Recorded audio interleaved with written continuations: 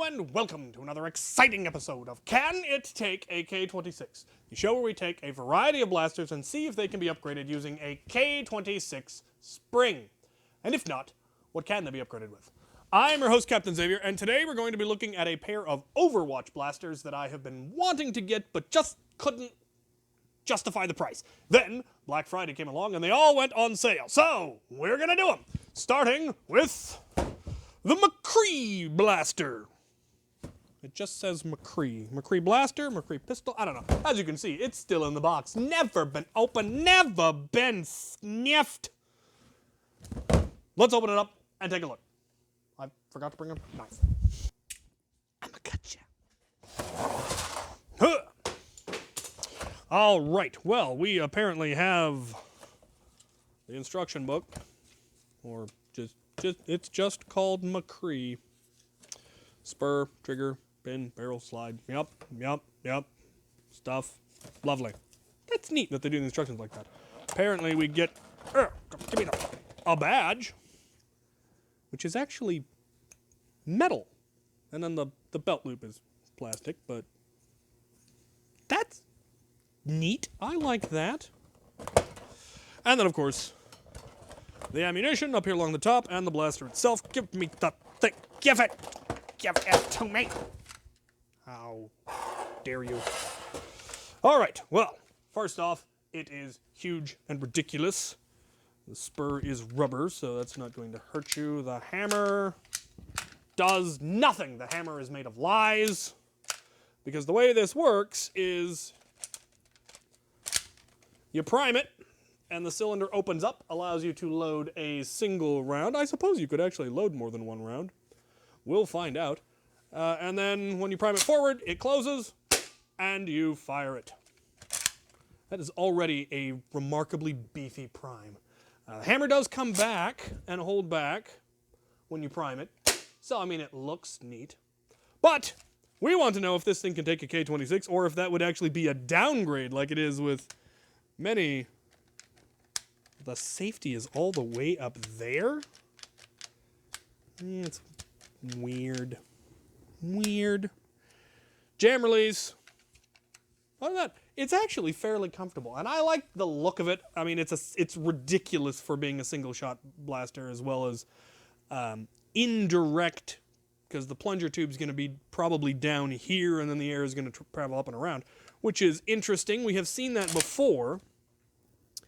And I'm curious to take a look at it. So, first, we're going to get the stock numbers. I'm not going to shoot its ammo because I don't want to lose it, so I'll just grab some random rival ammo, and we will get the stock numbers so we can see if this is an improvement or a downgrade.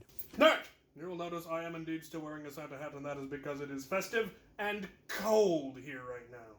So, load your round in there. Prime forward. 72.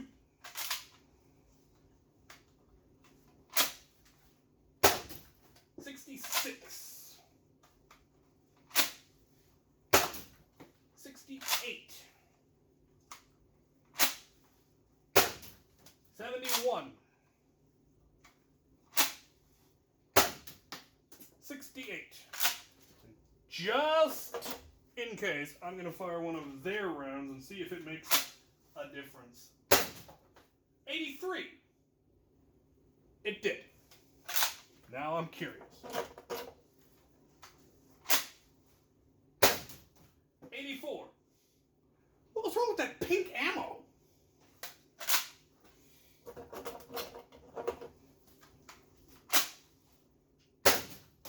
83 again. Don't use pink ammo in the McCree blaster. It doesn't like it. Try some other ammo. Got a variety of random ammo. Let's try a yellow one. 80. Half yellow, half red. 77. A ghost proton round, I believe. 84. Like those. Believe this is headshot. 77. And a red one, a poorly molded one, no idea. 74. I got nothing. Let's check out accuracy. There we go. Now we're going to be firing at our little dart net. I've got 6 rounds of random yellow ammo from the bin. This thing is apparently somewhat skittish about ammo, but can I hit the net? No. Oh, here's a squishy one. Aha! I got one. Oh, there we go. Ah. All right. What did I get? 4 out of 6? 3 out of 6? I don't even know. But I can hit it, and that's good enough for me. Let's see if we can improve it, or if we just end up making it worse. Alright, well, that was about what I expected, but I want to see if we can make it better using K26. Let's find out. Alright, I'm in. And the first couple of things that I noticed, one, they did in fact have screws hidden behind this plate, which you need to be careful pulling it out or you'll end up with stretch marks like I got there, but other than that, okay, there's the hammer lock, there's the... Gotcha. Okay. Trying to work out how everything works so I can get it back together. Interesting. So yeah, sure enough,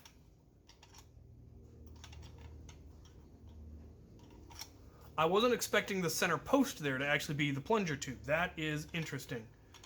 And rotating it out,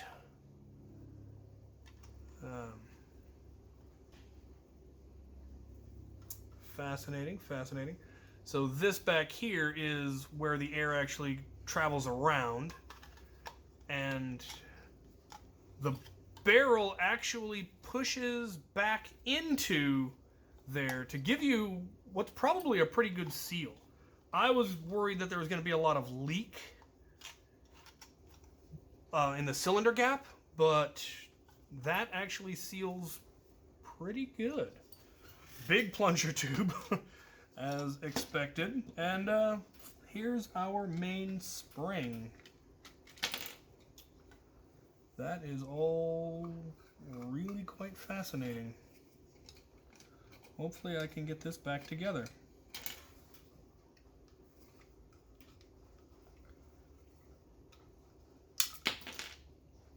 Well, that's neat. Plunger comes out quite easily. Now, that spring is the same diameter as K26. Yep. Okay. We're going to give it a try. K26 definitely seems stronger, but K26 is also a lot denser. So compression, if anything's going to be an issue, it's going to be compression. So we are going to go with the minimum amount of K26 and see what that gets us. See if we can actually get it to catch. Honestly, I would be kind of surprised if we can. We definitely cannot. We're definitely a few coils short of being able to get full compression. So the question is, can we cut it down any and still have it fit? Basically, how much pre-compression was there? Let's see. Looking in here, we're probably at least 2 full coils short. So I'm gonna try 1 coil, see what happens. If you don't take off enough, you can always take off more. If you take off too much, then you've wasted your spring. I'm gonna give it a half a coil.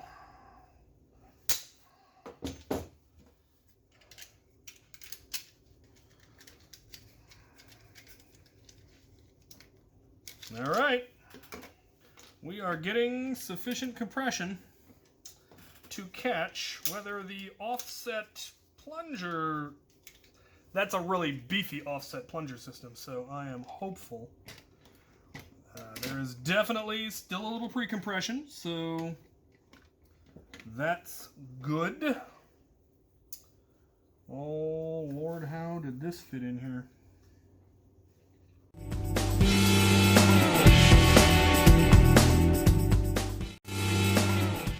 Alright, I think I've got the shell back together. I just need to button it up. But first, a word from our sponsor. Columbus. I mean, sure, why not? All right.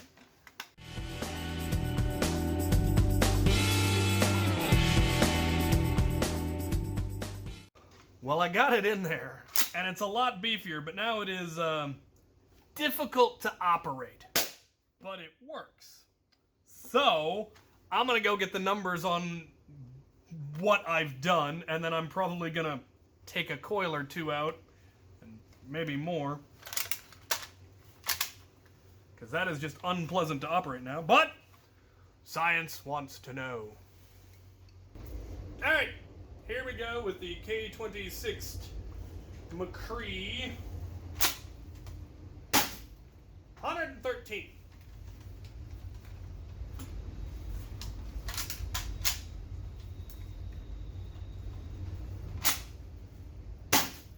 $107.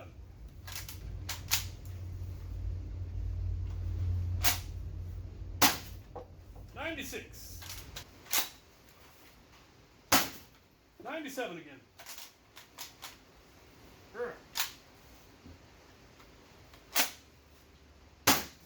102. Oh yeah, that's an improvement. See if the accuracy has gone out the window. Alright, let's find out.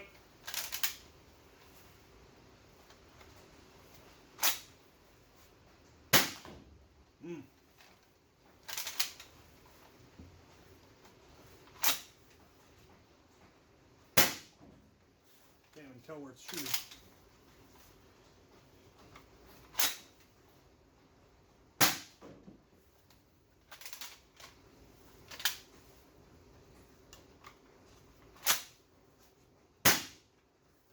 I think that one went in.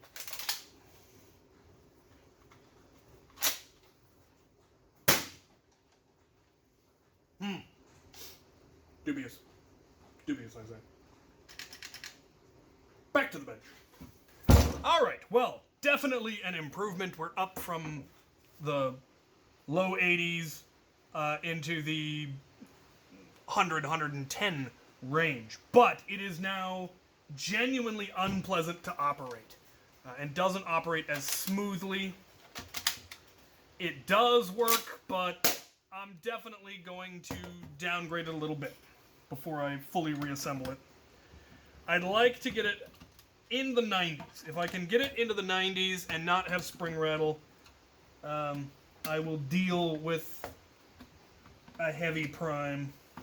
Alright, we're going to take another ring. And a half. Okay, we are now at 1, 2, 3, 4, 5, 6, 7, 8, 9, 10, 11, 12, 13 coils. And now we have no pre-compression and no spring rattle. So that is my ideal.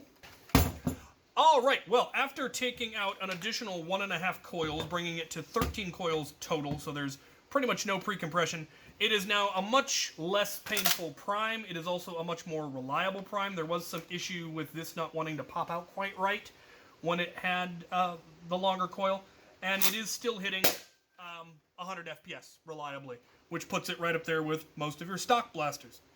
So I am quite pleased with that. This will probably end up in my gunslinger loadout because it should, and it's magnificent and silly, and I like it. So yeah, the McCree can take the K26. On to the next contestant after these messages. All of the K26 used on this series was donated by Out of Darts. Check out his new website at outofdarts.com for all your Nerf modding needs. Our next contestant naturally has to be the Reaper Blaster. This one was also, released in 2019 as part of the Overwatch series. It did come in a 2-pack with the mask, I'm pretty sure, but that one was prohibitively expensive. This one was also super cheap on Black Friday or Cyber Monday or whatever. So let's get it open and take a look. Right, well, precisely what you would expect.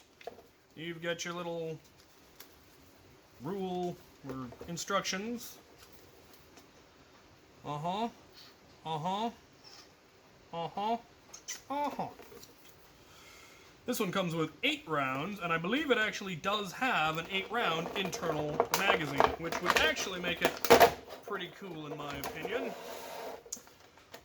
Also, the ergonomics are not horrible. That's a little tight, but neat looking. I really do like the look of both this one and the McCree. They just have a neat look to them. Now, if I understand, yep, it's rear prime, which is tragic. A front prime would have been so much cooler, but that's what we have. The, was it not? No. Don't remember. Obviously, the rival one that's coming out that is in fact pump action, and I'm sure I'll get 1,000 comments telling me what it is in the comments.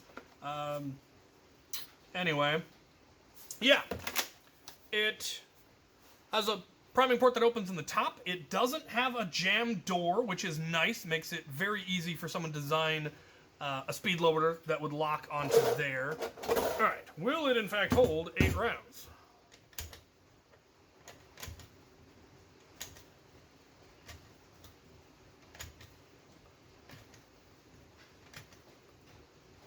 It will! That's cool. That is a decent capacity. Obviously this thing is, again, huge, but I like it. Let's go get the stock numbers off of it. I'm being festive. Alright, here we go. 74. 61. 66. 64. Pitiful! Pitiful, I say. See if I can hit anything with it. All righty then.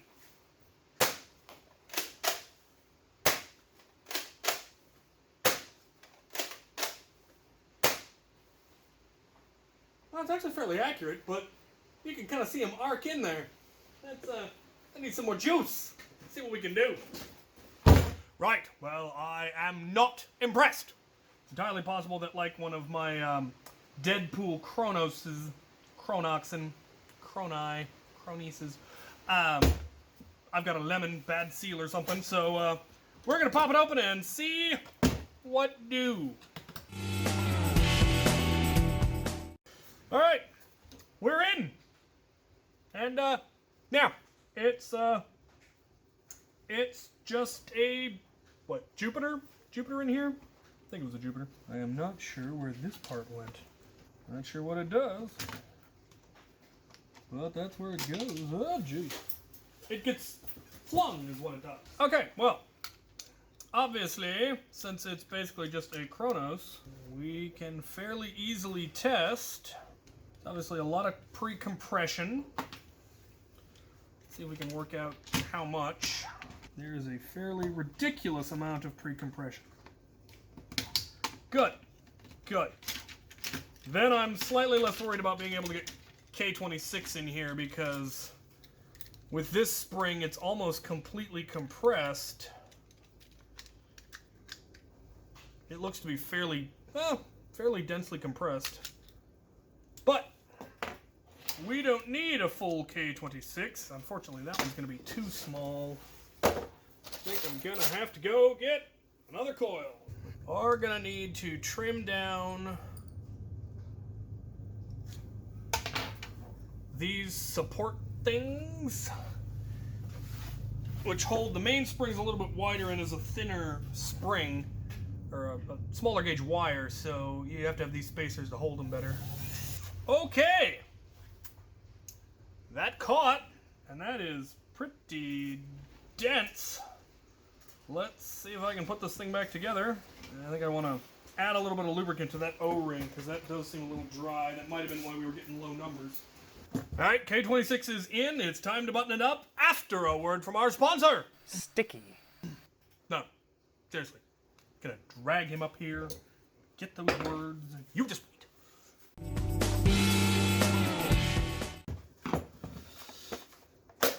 Well, all right. It catches. It primes. The only place I would have any concern would be in the structural integrity of this, because it is slightly offset, but I don't think that's a problem. I also take back anything I previously said about wishing it was front pump. Having it direct rear prime definitely allows for a heavier spring load. Now you might end up at some point needing to straighten this, replace it, put something on there, but I really think it actually is very stout. It may be like the sling fire, where there's actually metal in here that we don't know about. But yeah, let's get the new numbers. I'm curious. All right, here we go. 102, 112, 114, 111.